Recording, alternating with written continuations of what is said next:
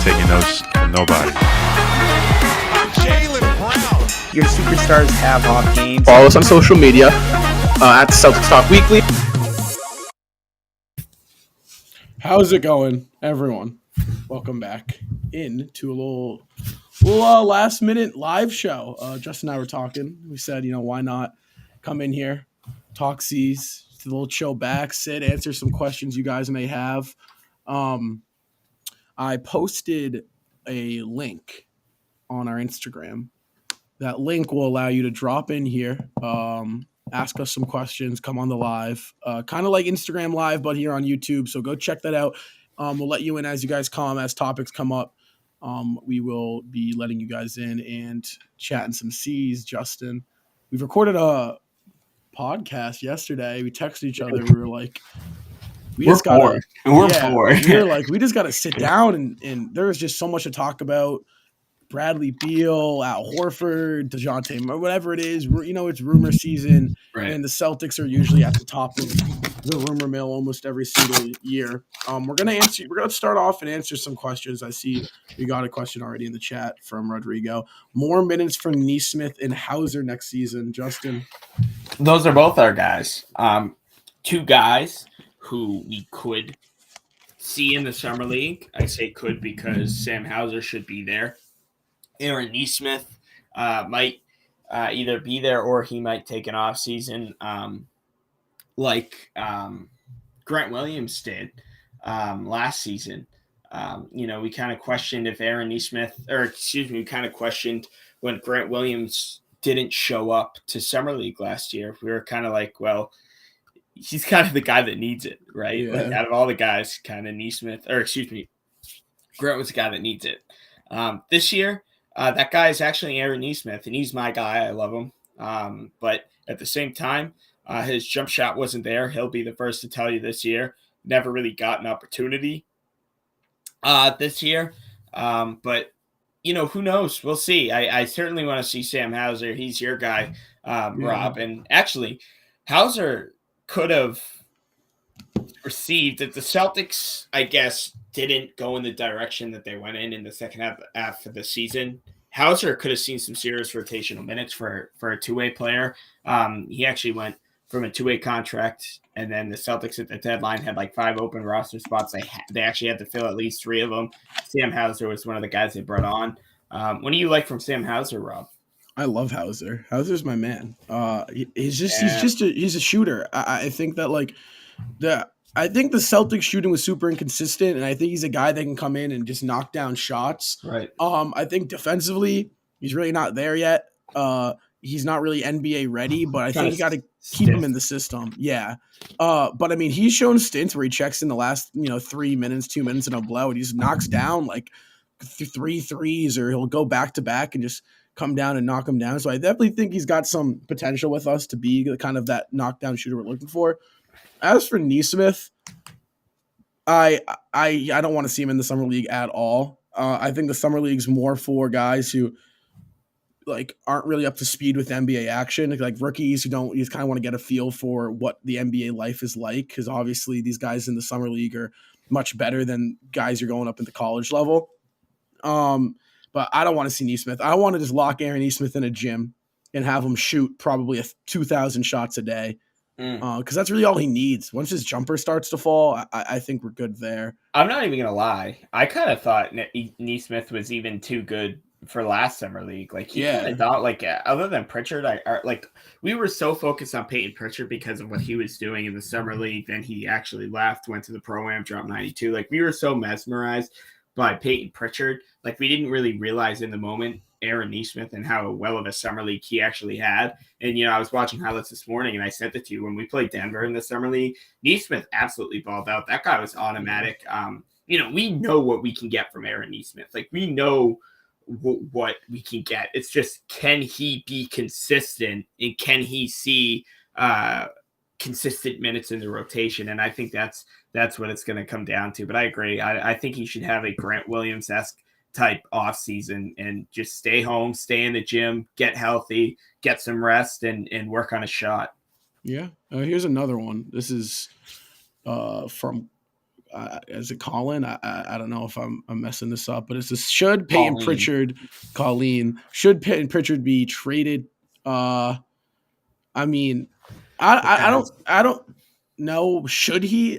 If the right offer approaches, if we can upgrade at a starting spot and Pritchard's a piece in that, I wouldn't be that mad to see him go. I do think he's a little spark plug. He is, but if say the opportunity like Bradley Beal, right, and it has to be a sign and trade, which we're going to talk about this later. Rumors that Horford's taking a team friendly deal, which opens up that max contract spot again. But like, say if Pritchard's the moving dial for a guy like Beal or a guy like DeJounte, which I don't really necessarily think we end up with those types of guys. I don't think that's the direction we're going this offseason. But yeah, I mean, I'd trade him. But should he be traded? I don't think he should be. I don't think he played poorly. Yeah, I think quite honestly, I think Pritchard is one of those guys where the deal has to be really, really right in order for us to trade him. But like, he's not untouchable, but at the same time, if the deal is right, he could be thrown in there. But I really, really enjoy what we've seen from Peyton Pritchard. He started the season off really not getting any minutes at all, and then all of a sudden, became one of the bigger reasons why off the bench the Celtics even made it to the finals. He provides great depth, great shooting. Obviously, his size, kind of sets him up for a disadvantage in some defensive matchups. But I love his grittiness. And yeah, I mean, I think he's here to stay. But like you said, Rob, if the deal's right, maybe. But other than that, there's no reason he should be traded. Yeah, I mean, that makes sense. I think it's more of like, could Pritchard be traded, not should he be traded? You know what I mean? Like, could Peyton Pritchard be thrown in a package? Could he be dealt if the trade is right? Not really like, should he? Like, when we say should he, it's like maybe he did something wrong. You know what I mean? Yeah. I don't think he did anything wrong. I definitely think him and Grant went kind of AF, like they kind of just went incognito mode in the finals. Right. I think that's experience, though. I wouldn't necessarily say that's like on them. I mean, that was Pritchard's second year, and I think he had a hell of a playoffs. Pritchard was not a guy I wanted in the rotation in mid-season in December and January, but he started, giving us some solid third string backup point guard role minutes. So he was good. We got another one from Rodrigo here. This one's all about Summer League, Justin. This got you written all over it. Y'all think Yamadar, or I don't know how to say this guy's name, Bejerin can surprise us? Yeah, Bejuan or whatever can surprise us in the Summer League. I've never been a Yamadar fan. I don't really see the hype on him. He's supposed, but I think that was more of a last year. We didn't know what direction we thought we were going to be kind of bad this year when the Summer League was happening last year. We hadn't made those moves yet. I don't know. So the thing is I have a few international journalist friends, and they tell me Yamadar is unbelievable over there. Like, I don't want to sound disrespectful at all, but like, the NBA is a totally different level. Yeah. And Yamadar had a couple of games in the Summer League. Celtics played like 6 games. Yeah, I think he had like 3 solid games. He had 2 very solid games, but like the inconsistency showed a little bit. He's very, very small. He's very scrawny and skinny, and that concerns me a little bit when it comes to strength. He's very explosive. I know he's a good shooter. Juan, I wasn't crazy impressed with him come Summer League time. I didn't really know anything much about him. His shooting form is very stiff. It's like a set shot, and then I can't really explain it. It's very stiff. I need to work on his jump shot. But I think either one of them could totally surprise us in the Summer League. But again, now that we're a finals contending team, and I mean finals because we've been there, I don't see a place for either of them in Boston. Maybe a 2-way contract, maybe play and stash him in Maine. But other than that, I think I don't think anything we're going to be like blown out of the water by. It's just that I think that we got our guys in terms of like we got. We got it feels like our bench has been kind of solidified in terms of we got our roster spots. Cornette, Hauser, Fitz, guys that seem to be get along really well with the starters, which is kind of what you want out of those last 4 or 5, 3 roster spots. Guys who don't necessarily are not going to get a lot of minutes by any means, but they're like gel guys, locker room chemistry. Malik Fitz, like right. They're doing stuff on the bench. They're contributing in other ways that aren't on the court. And that's big, by the way. Like a lot of people like make fun of it, like, oh, how many high fives or how many waters? Like it's all memes, but at the same time, like when you have guys like that who are buying into the system, not only on the court but off the court as well, that's really big morale boosters. That's really big.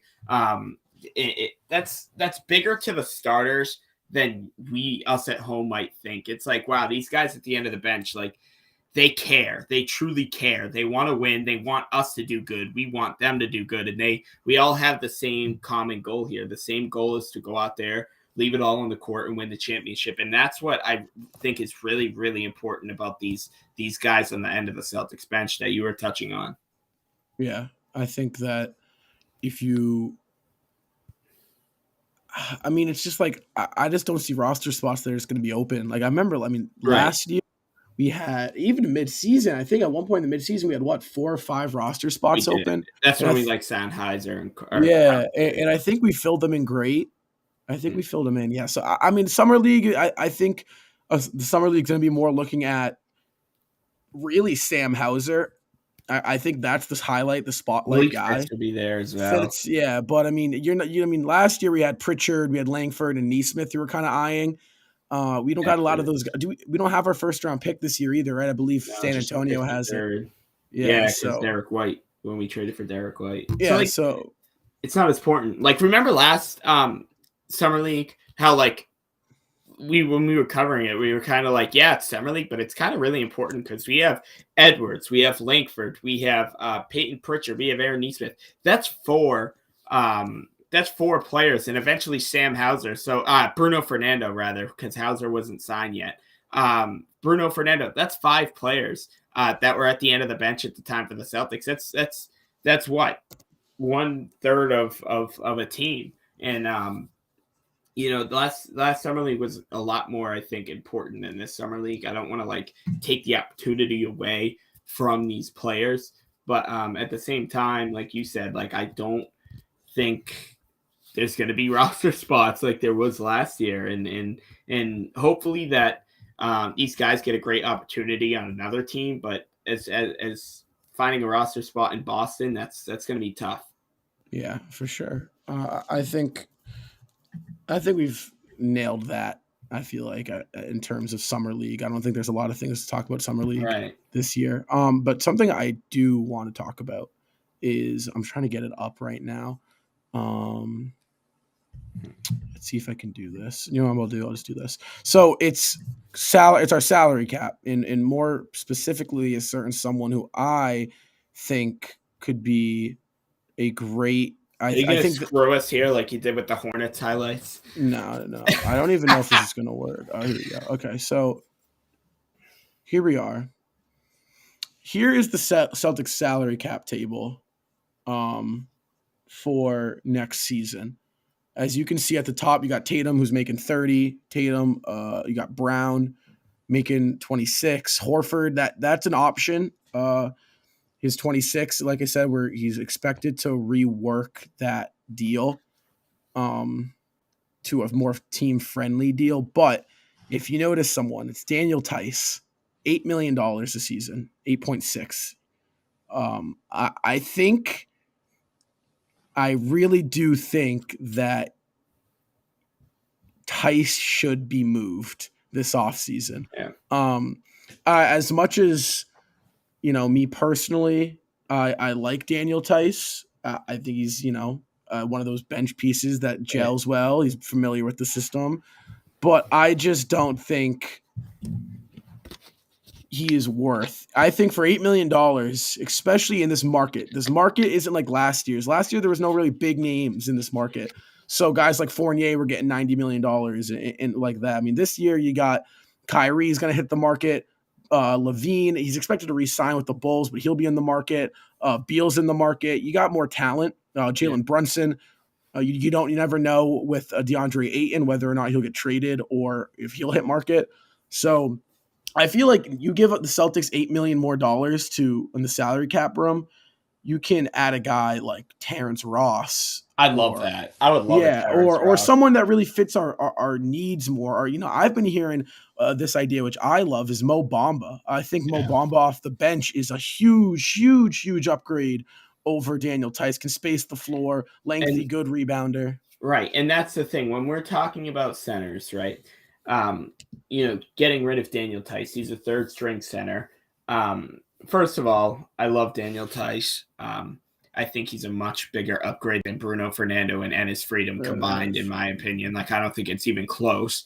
But at the same time, when we make this trade or maybe make salary cap room, getting rid of Tice, whatever it is, I hope the center that we bring in, because it'll likely be a center, is better than Daniel Tice, right? Like you're giving away Daniel Tice. He can play both sides of the ball. I hope you're not getting a player like an Enes Freedom who can only play certain things. Like Freedom was a great rebounder, right? What else was he? Like, besides obviously a great teammate, like in terms of keeping the emotions up. What was he? He was nothing. He couldn't shoot. He couldn't pass. He couldn't dribble. He couldn't really play defense. He was the worst in the pick and roll I think I've ever seen, and I'm not even trying to bash him, right? You go after a guy like Mo Bamba. Mitchell Robinson is hitting the market for the New York Knicks. Yeah. Don't forget, the Celtics have all these trade exceptions. They have a Juancho Hernangomez. They have a Evan Fournier, I believe. Do they still have that Fournier? Yeah, they do have that Fournier that has to be used this season or else they lose it, I believe. So that's what? That's $17 million that they have, or $19 million? So 17.1. Does that trade exception have to fill the entire contract? Like they can't use it on two or more players, like one or more players? No, so like if a player's making $30 million a year and I use that trade exception, does that bring the cap hit down to 13, or does it have to cover the entire?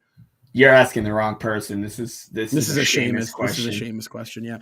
If someone salary cap is so hard to understand, even like for two NBA guys like us, salary cap is just like so tough to understand. Seamus knows all about it. Yeah. So, do you think can we get the trade machine up here? Do you know how to do that? I don't know. But screen share. Like, here, I'll do it. Oh, I see what you mean. I got it. Let me just close my tabs. Ayo. Oh, I wasn't. I'm joking. All right, so let's see. Screen share. Share screen. Oh, perfect. You got it. Hold on. No. Oh yeah, here we go. Got it. All right, you guys see this? Yeah. Okay, so if we wanted to make a guy like Terrence Ross, Ross is making 12. So I feel like if we give them what were they looking in exchange? Oh yes. Oh, we got a Thompson trade. They were looking for second round picks. So they were looking for second round picks. So even as much as a like Matt Ryan, that would be like an overpay considering what they're looking for. Matt Ryan. Okay. So would you not trade a guy like Daniel Tice in this deal? No, because all they're asking for is a second round pick. Oh, so, the salaries are over. Celtics are over luxury tax. Don't forget, this might change because Al Horford, if he does end up taking that pay cut, he's on 27. Not going to get that. He's not going to get that almost $30 million.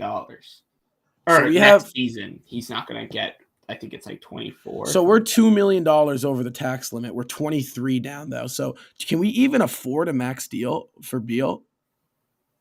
That's my question. Like, we would have to move somebody in order to get Beal, and that's why I'm thinking like no. Like we probably have to move Horford. If you move Tice, that clears up $8 million. If you put Horford down to a 2-year, $6 million deal each year. I mean, what are the odds Horford takes a vet minimum? What's the vet minimum? It's like what? I mean, it's like six, like 6,000. If I think it's like the mid level, it's like right around 5-3. I mean, odds. It's just about how serious he is about winning a title. Dude, I think he is. No, there's no question in my opinion. It's like if I'm Horford, you've done it. Your career's pretty much set in stone. You've made all your money. It's like, Horford's got a shot. If Horford wins a ring, he could be teetering. The Hall of Fame is pretty easy to get into. So it's like, oh, totally. Like if I'm out, I'm taking as little money as possible, clear up cap room. So if 4, 8, no, yeah, we'd have to move probably White. I'm on the keep Derek White train, by the way. I am too. Everybody's like, screw Derek White. I'm like, no. Keep Derek White. Keep Derek White. My thing with Derek White is I like him. I love him. But I feel like he needs a bigger role. I feel like he's not like, I feel like he is. I think more offseason time is going to be good for him. But I mean, sometimes you look at him and it's just like we're restricting him with Smart. And I love Smart, Defensive Player of the Year. I don't really want to move Smart either. I want to keep this core together. I still don't think I think this team has too much defense. We're a phenomenal defensive team. Defense wins championships. But I think at some point you have to sacrifice a little bit of defense for some offense. And I'm looking at what a successful six-man can do. Jordan Poole for the Warriors, Tyler Hero for the Heat. You really want that scoring punch off the bench. White isn't a scoring punch. So I feel like having White and Smart are kind of just like colliding with each other. Like a Schroeder type. Well, no, like because Schroeder's play style didn't fit us. White's play style fits our system. Defense, passing, and inconsistent shooting. That's exactly what the Celtics are. But I'm looking for a guy Terrence Ross kinda. The comment here says Terrence Ross meh. I love him off the bench. I would love Ross. I think that it's just like. Plus, he destroys us every time we play him. You need a guy. I know he does. You need a guy off the bench who can get you 20. Right. White. I'm talking about like he can get you a bucket. Like Pritchard can't really do that. He's too small. Grant, he can knock down some big corner threes, some big spot up threes, which I love me some Grant Williams. I think that you need a guy that can come in. He can get a bucket, take some pressure off of Tatum and Brown. And this is an interesting comment here. It says a spoiler. Obviously, it's not a spoiler. I think this is World B. Free's hot take. He says, Brad is looking to move on from Smart and Derek White was his replacement. What do you think about that? No. I think Marcus Smart is here to stay. I think Brad has a man crush on Smart too, kind of. I think they have such a good relationship. I genuinely don't see it. I've said this so many times. I'm going to continue to say it. Until we win a title, I don't see a way we don't win a title without Marcus Smart on the team. I think Smart is not the key, but I mean, like, you're not going to find another guy like Smart leader-wise, especially if Horford's about to retire. He says from Smart as starting point guard, so he thinks Smart goes back to the bench. So he's not getting rid of him. You can't do that at this point with Smart. Smart's a starter. When you're defensive player, usually defensive player of the years are all stars, guys. And Smart, I think Smart has found his role. I mean, he's at his best when he's playmaking, at least this year. I know he alluded back to his old ways in the finals, taking a lot of ill-advised threes, but for the most part, for the season, he found himself moving the ball very well. I don't know. After that, Miami, but I still think and that's what I just said. He alluded back to his old ways. But I still think the Celtics need a good point. Like when I say Ricky Rubio, Rubio. I wouldn't mind. Murray. I mean, obviously DeJounte Murray's up there. Obviously, Malcolm Brogdon is up there. In my opinion, I'm not just saying this because Rondo's my favorite non-Celtic, but like Rondo wouldn't be a terrible vet playmaker off the bench. to help with Marcus Smart. But I do think, I don't know if there were some problems with Smart and Rondo played together about 5 or 6 years ago in Boston when Smart was a rookie. I should say 6 to 7 years ago. But there's so many options for the Celtics. I think that's what this season, like this offseason, is pretty good in terms of like we don't have to drastically switch things. Like last season, we had to drastically switch things. The Celtics were 2 wins away from the finals. The expectations are high going into next year, but at the same time, we don't have to sit here and kind of sulk because we don't have to put together a random 7 to 8 new people. You know what I mean? Like we don't need that. This is David, our boy David from the Red Sox. But he's given us. I like this comment. He says, "I wouldn't mind moving Smart to the 2." No. I think that in Marcus Smart's perfect world, he's the starting point guard. But this playoffs, and if you follow us on Instagram, I had done a player grade for the starters, and I gave Smart a B+. But I kind of wish I took that back. I don't think his average is 15, 4, and 6, 15, really 4.5, right around 5, and 6 assists are solid. His turnover numbers were the least between the big three, Brown, Tatum, and Smart. But I think that that's another good point, David. So I was right about to get to there. His playmaking between January and April was phenomenal.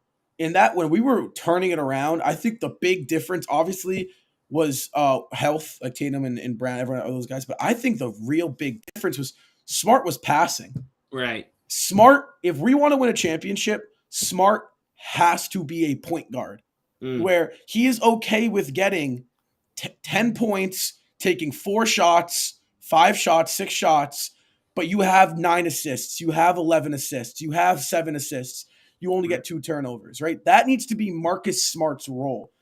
In my ideal world, Smart's given us 11 points per game, 10 points per game, right around 3 rebounds, and right around 7 or 8 assists.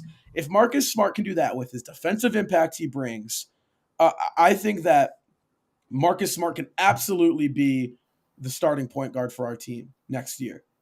But I also think offensively, he's just too inconsistent, right? We got guys who can do it in spurts. We need a guy who can consistently do it. And I'm going to be a broken record, I think, this all offseason. Terrence Ross, you got to look into Terrence Ross. I mean, who are more shot creators, Justin? Like Terrence Ross, Kevin Huerter, Bogdanovich, both Bogdanoviches. You know the Jazz are going to be selling, so go tap into the Jazz and get the Bogdanovich, I think. This is another offseason. Like, I don't think we need like a Jurassic name. Like, we don't need to pull a Bradley Beal. We don't need to pull a Kyrie Irving. We don't need to pull all these, big time names. I understand that it sounds great and it looks great on paper, but at the same time, like we have Jalen and Jason. Like, I get they didn't have the best finals, but like we have them. A PJ Tucker would be great. Alluding back to the Daniel Tice, maybe somebody to replace Daniel Tice. PJ Tucker, cheaper, more experience, can shoot the ball better, better defender. He can really defend guys 1 through 5. Great perimeter defender as well. So yeah, there's a lot of talent out there that doesn't have to be a big market, and so many people are mesmerized by the Bradley Beals and the Kyries and all these big time names that are about to go on the market. Yeah, I would love Malcolm Brogdon, but at the same time, you got to look at 2 things here. Salary cap. You don't want to change anything drastic. You don't want to. I think you keep the core. Obviously, I think you keep Smart, Brown and Tatum. I'm not even going to mention Smart, Rob. I think you keep Horford. You keep Grant. You don't move Grant. I think you extend Grant this offseason. I was going to say, I think Grant has moved himself into kind of like that untouchable. Yeah, I think Grant is he just fits the system too well to move. Right. I think Pritchard's movable. I wouldn't seek trades for Pritchard, but I think he's a movable piece. I think Nesmith is a movable piece, although I'd give him another year. I think Horford is a movable piece. I'd like to keep him, but I don't think it's the end of the world if we could improve.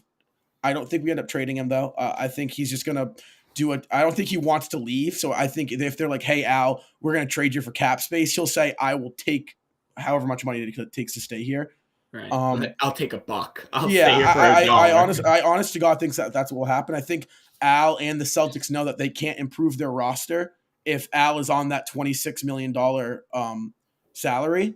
Hence why we see Al maybe taking a pay cut. Exactly. So I think, and then I also extend Brown, and then White. White is a player I'd like to keep because we haven't seen a full season with him under the team. But at the same time, if there is a trade offer that can get done, it's like, in reality, would it really not be smart? Like, would it be dumb of us to not consider giving up 2 first-round picks and Derek White to acquire Bradley Beal?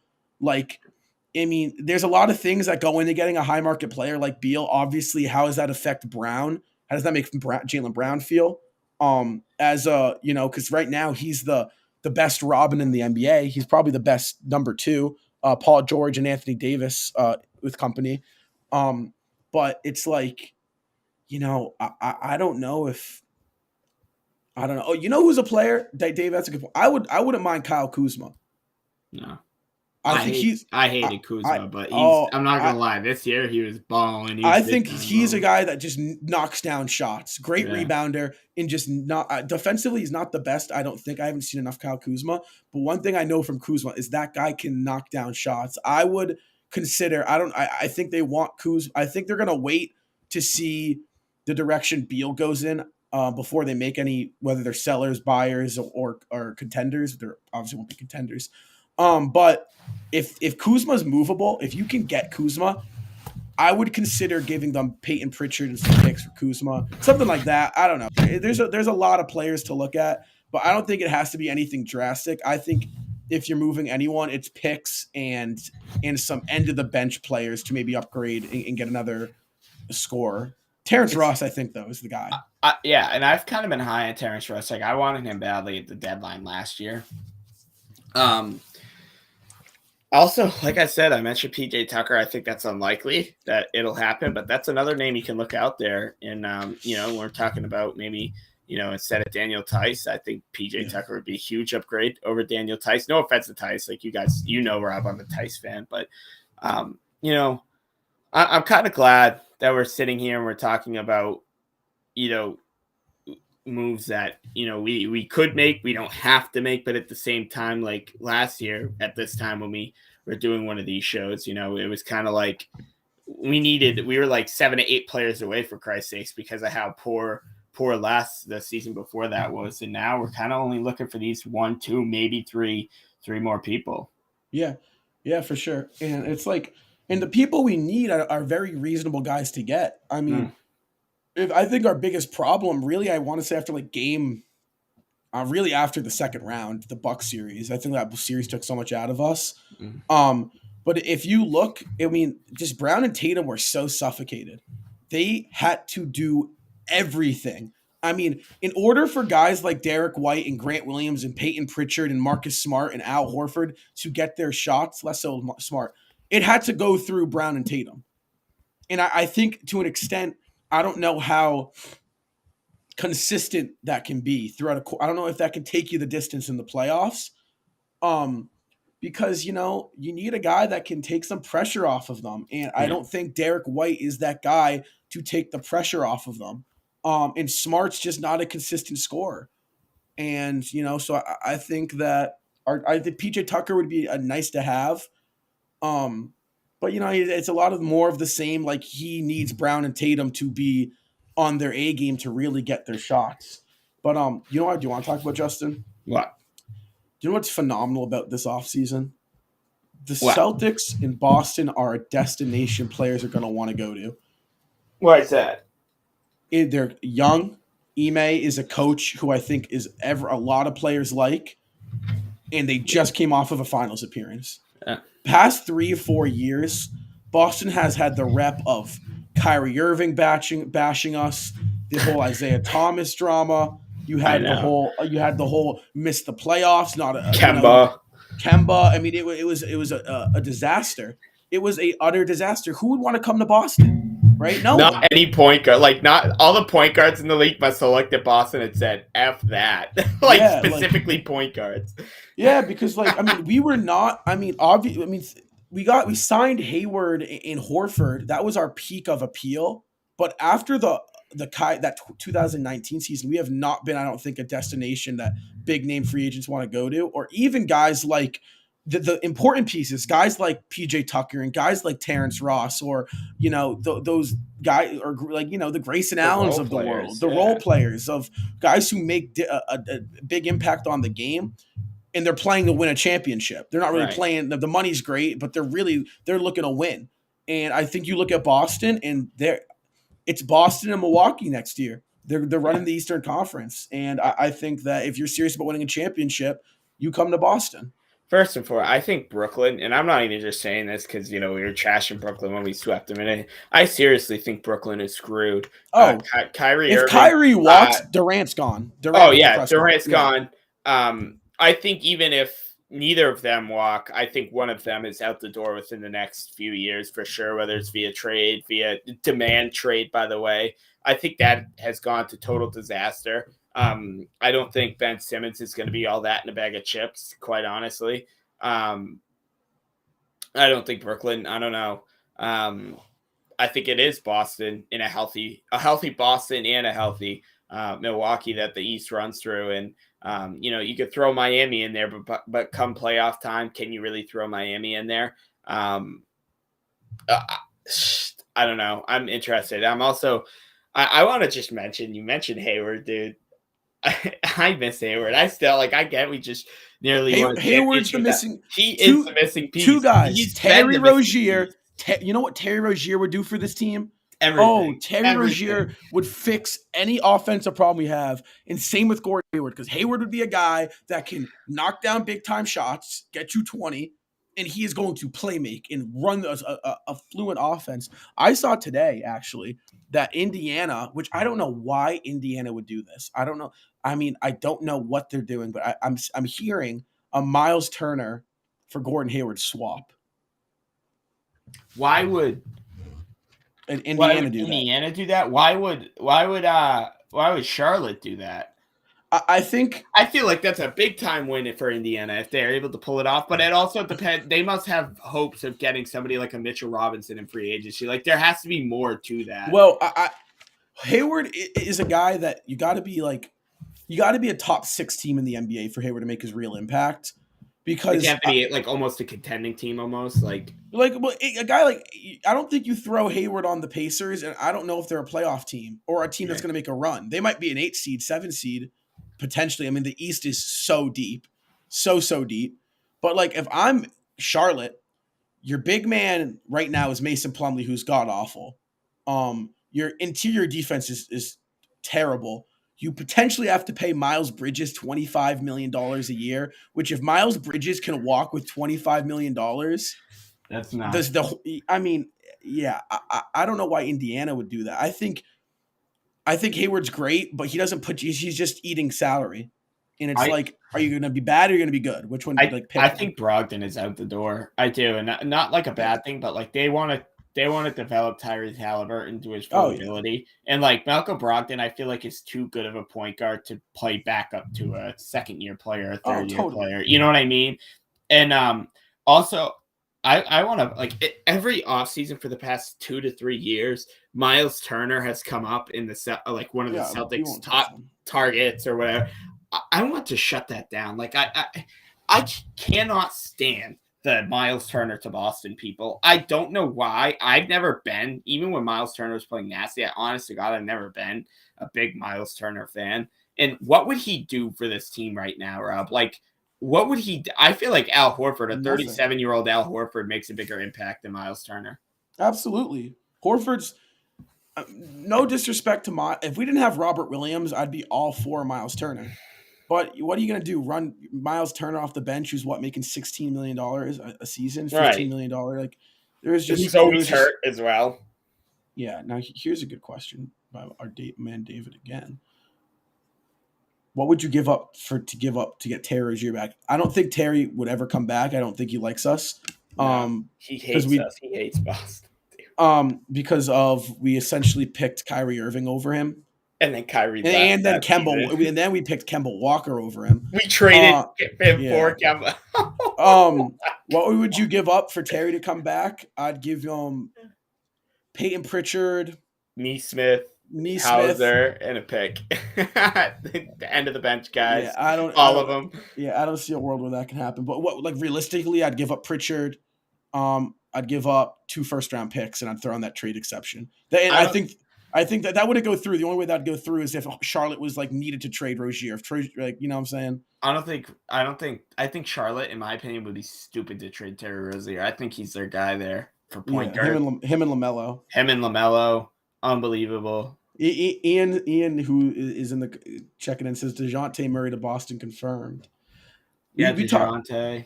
I don't know. DeJounte is it's like the dream is DeJounte Murray. Like, I'd call me crazy. We'd have to trade for him though. We would. Call me crazy. I would trade Marcus Smart for DeJounte Murray. You're crazy. I would. DeJounte is really? Yes, all day. He gives you 21. He gives you 21, 8 and 8. I mean, that's a point guard. It's DeJounte. He's a point guard. He's a point guard. But it's like, my thing with DeJounte is I just think he's a better Marcus Smart.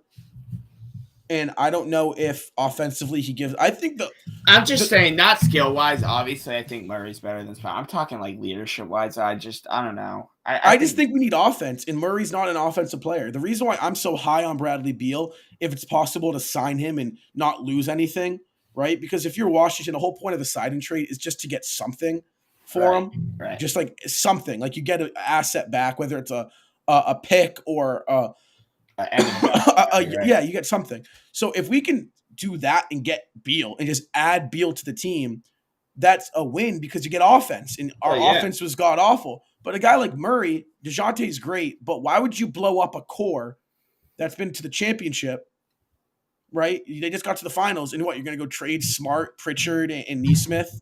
Well, that was actually Ian's comment. Those are the 3 players that came into my head. You're going to trade Smart, Nesmith, and Pritchard. It's just like, it's too risky. Murray's probably better than Smart. He's an all-star, right? But it's just like, you might be getting another Marcus Smart just a little bit better. And I don't know if a little bit better Marcus Smart puts us over the edge and wins as a championship. We technically just have to change our name to the Spurs by then. We got White, Murray, just like the freaking Hornets. Who do they have? Isaiah, they have Gordon, they have Terry Rozier. Yeah, they have everyone. Oh my! Everybody that we failed to play basketball with, the Charlotte Hornets have right now. But yeah, I agree though when you said, like, Hayward is everything the Celtics are missing right now. And it's been for the past couple of years, ever since he left. Still can't believe we got absolutely nothing from him. Not even a second-round pick, for Christ's sake, for Gordon Hayward. That was Danny Ainge's biggest fumble. Also, not trading Kyrie Irving at the deadline. But I do have a question for you. Plot twist, Kyrie comes back in the offseason. So, obviously, this isn't necessarily the question I'm going to ask you. We can talk about it after. Although, like I said, I posted the starters' grades. I'll run through them. I gave Horford an A+. I gave Tatum an A, Brown an A-, Smart a B+, and Rob Will a B. A lot of people in the comments, they're pissed saying, off Rob. Well, they're not happy with Rob, and they were saying, there's so many good points being said right now. I just want to address them all. They were saying JB should have been higher than Tatum. So real quick, this postseason. Finals, yes. Agreed. Postseason, Jason Tatum was better than Jaylen Brown. Yeah, I agree. You guys remember that Miami series? People wanted Brown out of there after Miami. He turned the ball over 20 times in 2 games. Like, come on. Yeah, I remember that game 5, even though the Celtics had won. Brown didn't it was a tough game for Brown. I will say, though, I'm not one of those. I think Brown is more of a consistent player than Jason Tatum. I think they're both inconsistent, and that's from just being a little bit young. But I think every 24-year-old, even I think Doncic, I'd consider Doncic inconsistent. I have no concern. I have no ill will. I have no reason to believe Jason Tatum and Jaylen Brown aren't going to bounce back next year.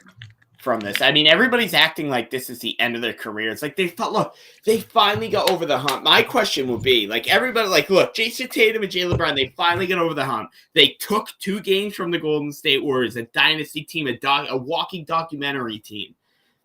And yet people are still saying DeBron and Tatum work together. Tatum sucks. Is he ever going to recoup from this? Brown turns the ball over every possession, and like he's never gonna learn. But yet we were 2 wins away from the title. Yeah. But yeah, if we didn't get over the hump and we didn't beat Miami, and we were yet another Eastern Conference exit, we'd still be hearing the same exact BS. It's never ending. It's never going to end no matter what. My biggest thing was a lot of Celtics fans in the Eastern Conference Finals were saying, like, the fact that we got here was good, right? And I was saying the Eastern Conference Finals, that series against the Heat, was the biggest series. Honestly, in my opinion, it was bigger, showed us more than the NBA Finals. Because if the Celtics had lost again, whether it was Game 7 or in a Game 6 in the Eastern Conference Finals, then I would say, I don't know if these guys, this core, can get over the hump. That's a reasonable thing to say. That would have been their 4th time in the Eastern Conference, right? I don't know if they can get over the hump, but they did it. They after blowing a Game 6 in Boston, they went onto the road in Miami and took down the Miami Heat and Jimmy Butler, and Butler was playing some outstanding basketball. So there is no reason in hell. I think Jason Tatum has an MVP campaign season next year. Jaylen Brown is the fact he didn't make the All-Star game this year was laughable. Surefire All-Star for the next 10 years of his career. He proved that. These guys have proven it. And I want to, if you say trade Jaylen Brown or trade Jason Tatum or this or that, you do not know ball. And I'll live with that. I'll never I still can't understand those people. It's just frustrating. Like I said, until we win, it's never ending. It's never going to end. But I'm proud of them. I'm very proud of them. There's no reason I shouldn't be proud of them. Like, okay, they were out of gas. Like, I'm not sitting here making excuses for them. 2 Game 7s, they were out of gas. What were the 2 teams? The 2 teams we said this playoffs, who you were kind of like you lose to, and you're like, damn. But it makes sense. The Bucks and the Warriors. In the Warriors, because they have been there. We haven't. We've been there now. We've been there. So when teams play us in the finals or in the playoffs from here on out, it's just like the same thing with the Heat. They just don't go away. They've been there. It's not going to be an easy series. The Celtics, they've been there. If they're healthy, if everything's going the right way, they're going to give you a tough series. And Justin, yeah, I have to bring. I've been looking at David's comment here, and I've been like just waiting to talk about it because I love it, and I'm so happy he said this. Marcus Morris, he fits under the Fournier. No, you don't do it. No, you don't. I do it. No, I'm just joking. I'm just trying to ruin you. No. Do that. Marcus Morris and Terrence Ross are my 2 top targets this season for offseason for the Celtics. You get one of those 2. Marcus Morris was a dog. He was also... And he plays defense, and he's a shot creator.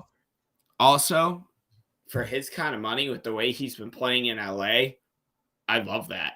I mean, dude, honestly, last season, he had easily, like, this undoubtedly his best season in his career. I would love a Marcus Morris reunion. He's another guy that you could replace Daniel Tice with. If for alluding back to earlier in the episode when we were talking about we could trade Daniel Tice, but in order to do that, I'd rather have somebody better than Tice come in, not trade for like a guy like Freedom or something like that. But yeah, Marcus Morris. So yeah, I'm on the trade machine right now, right? The Clippers. Okay, so I'm just looking at their roster. He fits the 2-way spot very well too. Like he could play defense, and he could shoot. So look at the Clippers roster. What's one thing you don't notice they have? A backup center. Right. Yeah. Hartstein. I don't know if Hartstein is gonna resign, or if he's really how serviceable he is. I'm gonna look up Hartstein's averages because I don't want to say something. Get Brandon Boston's name off our friggin' thing. Right? PTSD from December. What's his first name? Isaiah? Isaiah Hartenstein, yeah. It's what, Isaiah? Isaiah Hartenstein. Yeah, here we go. Let's see. I mean, I don't know. 8 points, 5 rebounds. Garbage time. Played right around 17 minutes. So, yeah, I don't know. I don't know if they take Tice, but I mean, he's also in a salary year, so we might get some money other. I mean, they're going to have to pay him. But I mean, hey, you give him Tice. That trade exception would be juicy, though. Yeah, like you use that trade exception, you give him Tice, and maybe, I mean, would you give up Neesmith for Marcus Morris?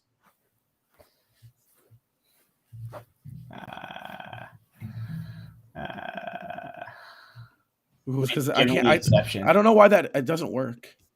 It doesn't let you. No, use trade. Oh wait, hold on. Trade exception. Here we go. Yeah. Oh, it still doesn't work. Maybe take Neesmith. Oh, I don't know how to do these damn trades, dude. If it wasn't 2K, I would know. We probably look like such idiots. Like Seamus is probably watching us like, these guys are so stupid. Seamus, we have no clue. Wait, trade exception. Hold on. What?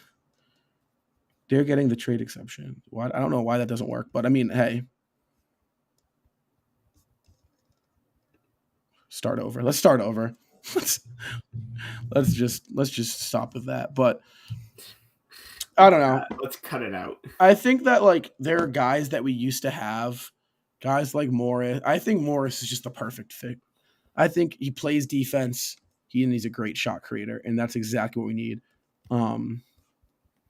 But I don't know. I mean, what else? Dude, I know you said you were done with the summer league talk, but I'm amped, dude. I'm amped. It's just Celtics basketball is great. Yeah, 18 days, dude. Like that's like. First of all, I want to mention really quick before we kind of talk about it, but the Celtics break. Brad Stevens today in his press conference said that like Rob Williams, Marcus Smart, like Jason Taylor, like nobody really needs any surgeries, at least anything major, which is extremely, extremely good news because not only like the players not need surgery, but also one of the like things, I guess the downsides about going until June, late June, is the fact that you only have that's a short off season. It's only like three months until training camp, which, like you pick things right up. You go summer league guys to get last 5-6 guys on the bench that play in summer league. Those guys we're 17 days away, Rob, from watching Celtics basketball again, even if it's just summer league. It's just, to put into perspective, that's nuts. Well, do you know what's also crazy? Free agency opens in 11 days. Yeah, it's like we're so used to our season's over mid-May or beginning of May. Right. That's usually when our season's over. It's usually past 4 years, it's been second round or Eastern Conference Finals. You have about a month and a half before you get to any summer league. But now it's season's over. Balls to the wall. Yeah, balls to the wall. I mean, draft is tomorrow night. Yeah, I mean, the draft is tomorrow. Yeah, I mean, yeah. You get Brad's been making phone calls left and right. So I think draft night we do something on draft night. I bet.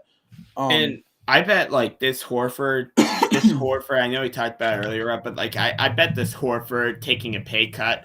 If those reports hold true, there's something brewing behind that. Yeah, that tells you everything. That tells you everything about if Horford takes a pay cut, we're bringing people in. If they pay Horford, we're running it back. Right, because if the team didn't have a direction or if they had no plans, they just either get rid of Horford completely or let him or pay him the money that his contract is worth. They wouldn't just say, well, let's work something out here. Let's negotiate. Here's the beautiful thing with the Al Horford situation, right?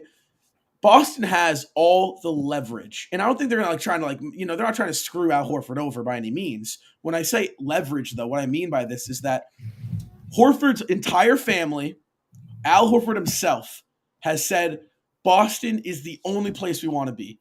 When Al Horford was in Philly, him and his family were still rooting for the Celtics. Oh yeah, They hated Philly. I think this was planned. Something like this was planned. they still lived in Boston after they still had a house in. I mean, they love Boston. So, like I said, if Boston is sitting here saying, "Listen, Al, we can't give you this money. We're gonna have to move your contract." If I'm Al Horford, clearly your entire family loves Boston. You love Boston. If I'm Al and you're 36 years old, just trying to get a ring under your belt after being in the finals, you say, "All right, fine. Let's do it. Pay me X amount of money. Give me my $4 million a season. As you get some extra cash. Whatever, right? Yeah, I mean, we say we're just throwing $4 million. Dude, but we also say like just extra cash. Like if somebody walked up with a $20 bill, we'd be ecstatic. Yeah, I know. But give him his $4 million, right? Give him his money, his a little bit of dough. Right. And then you go make some moves and become the favorite. You make a couple moves and you are the favorite. This kind of reminds me, like, I'm not like the biggest football guy, but like Tom Brady took a lot of pay cuts to make things happen. Like, remember the whole Randy Moss thing? Like, Tom Brady took a big pay cut there in order for Randy Moss to come and play football here and have a successful career. It's just like Al loves Boston. Paul Pierce. It just sounds like trade, dude. It just from everything I've heard and read. Right. It's just like Al doesn't want to leave. Right. And if Al doesn't want to leave at this stage in his career, and from what it sounds like, the dude just wants a ring. He just wants a ring. Because he gets that ring, and then he's potential Hall of Fame status. Correct. And he knows that. He knows that. It's past the money, right? Like, he's done almost everything in this league except win a championship. If the Boston Celtics told Al Horford, I honestly God believe this, Al, we need you to ride bench. You got to be a vet. Al Horford is talking all of the players up. I honestly God think he's just embracing whatever role he can with the Celtics club. Hey, if he did it in OKC, he can do it in Boston. Yeah, I know he was getting bank in OKC, but still, like, playing that leadership role, not getting so many minutes, like, he can do that here. This is the transition period for Al Horford, where he becomes from Udonis Haslem. No, not Udonis, because I know. He's coming off the best postseason of his career. Right. But if I'm Al, I'm taking a pay cut because you take a pay cut, and if, like I said, Al takes a pay cut, Celtics are the favorites because that means more guys are coming in. But yeah, I mean, I don't know about you, Justin, but we're at an hour. We might have reached our time here. Yeah, I just want to tell you, like, this kind of reminds me. Like, I know Paul Pierce won a championship, won a Finals MVP here, obviously a Hall of Famer, also one of the greatest Celtics to ever play. But remember when Paul Pierce was ending his days and, he was willing to help Boston out. I'm sure there were talks. He's like, look, we're going to rebuild. I'd love to help you guys rebuild. I got me and KG, big ticket. We really don't have anything that much left to present ourselves. We did what we had to do. Now we're kind of, getting towards the end of our careers. Why don't you guys think it's best if you guys trade for assets, go out and get draft picks? I honestly think Al Horford's at that stage where it's like, I want to win championships. I'll do anything to help you guys. So if that means bringing in more assets, if that means maybe even signing a bigger free agent, I'm willing to sit here, take the pay cut, and go from there. And I think Al Horford brings that type of vibe. And I think he'll retire a Celtic. I don't think he'll go back to Atlanta where it all started for him. And he did have some of his best moments there. But everything I hear about Al Horford is just Boston. The dude, and if he wins a ring with us, his number goes up in the rafters, I believe. Really? Just based off of, I mean, like, look at just the history. Obviously, you ask me if you want. I know this is kind of like a weird topic to talk about, but if you ask me in the Celtics and retire numbers, you got to unretire some of them. I think you take down some of those players from the 60s, you just put up their last name on the keeping Tommy's up, right? Yeah, of course. I mean, Tommy gets his up no matter what. But I mean, some of the I don't know. Can you tell me who wore number 23 for the Celtics? No. It's retired. Or how about was it not Carr? I probably sound like a total idiot. I don't think the thing that sucks about the 20s, every number in the 20s is retired, and that's what sucks. That's what sucks about. Like, listen to this. Like Satch Sanders, what number was he? Like 24? Let's name off some numbers. All right. I don't have a problem. All right, like Walter Brown, he retired in 1964 with the Celtics. I mean, he passed away from a heart attack, so I don't want to sound like a complete dick. Excuse Okay, my we language. probably shouldn't touch on this because we're gonna probably get flamed. No, but I mean, he passed away from a heart attack, right? Which is very, very sad. He was only, I believe, he was a young guy, but it's like, at some point you got to open up some numbers and honor them by their last name, and it's just like, I think. We have Broderick Thomas wearing number 97. Yeah, it's just like, I mean, there's no disrespect to any of these players, but it's like, Red Auerbach, yes. Dennis Johnson, totally. KG, Bill Russell, JoJo White, Kuzi, yes. Heinsohn, these guys are legends. Tom Satch Sanders, yeah. Havlicek, absolutely. Dave Cowens, yeah, sure. Don Nelson, no. Bill Sherman, no. Ed McCulley, no. Frank Ramsey, absolutely not. I mean, it's just like, let me ask you this. Does Marcus Smart get his number retired? If he wins a title, yes. Yeah, I believe so too. And if he plays his career here. But what about Tatum and Brown? You have if they win titles, absolutely. What if they don't win a title? What if Tatum wins all these MVPs, it depends on how long they stay with us. Right. Because these guys aren't here forever. But like you got Lucy up there. So just put Brown, or not like Jaylen Brown, but like for example, put Ramsey up there, or Ed up there, or Sherman up there, or Don Nelson. I mean, yeah, I mean, I get it. These guys were great, part of the biggest dynasty in sports. It's 8 championships in 8 years. It's just incredible, 8 in a row. But it's like, dude, I wish we were alive for then. I wish we went 8 in a row. I mean, we've gotten the Patriots though, so we've gotten a little bit something. Yeah, different. but I'm talking Celtics. We're Celtics guys. I ain't talking about But it's just I mean, I don't know. It's a weird thing, a weird problem I have with the Celtics. A lot of people would disagree and say it's brings great rich tradition, make a number, it's like a double-edged sword. Yeah, but it's just I don't know, dude. If I was on the Celtics and I had to be rocking 47, I'd be like, this is kind of stupid.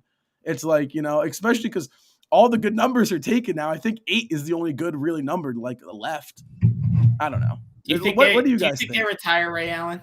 I don't know. No, people have worn it. People have worn 20. Oh, I know, but I mean, they could still retire it. I don't want to hear what people say though. If you're watching, put down yes or no whether or not they should unretire. Ray Allen. My problem with Ray is if Rondo comes back and wins another title with Boston, they retire it. I don't think so. You don't? I think once another player wears that number, it's not getting retired. The thing that sucks is the amount of, and I don't want to shade any players because again, I want to say this, I could never do what you guys do. If any players are watching and you think I'm shitting on you or whatever, I could never do what you do 100%. You destroy me in 1v1. But Xavier Silas, war number 9, great guy, interviewed him. Not Rondo caliber player. Brad Wanamaker, war number 9. Not. I would love me some Brad Wanamaker back on this team. No, he's not number 9 material. There's gonna be number 20. Mo Wagner. Number 20, Mo Wagner, dude. I mean, come on. You got if you're gonna let a player take an NBA champion's number, let the player be good for Christ's sakes. Don't let this be a G League Ignite player. My thing is. The G League Ignite put out some good players. No, shut up. No Mo Wagner, dude. Jalen Green, Jonathan Kuminga, they came from G League Ignite. Yeah, but I'm talking. Okay, Rob, you know what I'm talking about. Mo Wagner on here's my thing. The Celtics' criteria to retire a number right now is so high. It's so high because think about it. Say we won the finals this year. There's 4 players who are going to be essentially able. I mean, it's the Celtics tradition and history is I feel like I look at it and it's you win a championship with the Celtics, you get your number retired. And I don't think that's what retiring a number should be. A retiring a number should be you spent your career with the team and you really put Rondo, I'm not retiring Rondo's number. Same with Ray Allen. Sure, they helped that they're a key part of a championship team, but no, absolutely not. I mean, Ray Allen, I think you have got a better argument because of the big 3 absolutely just changed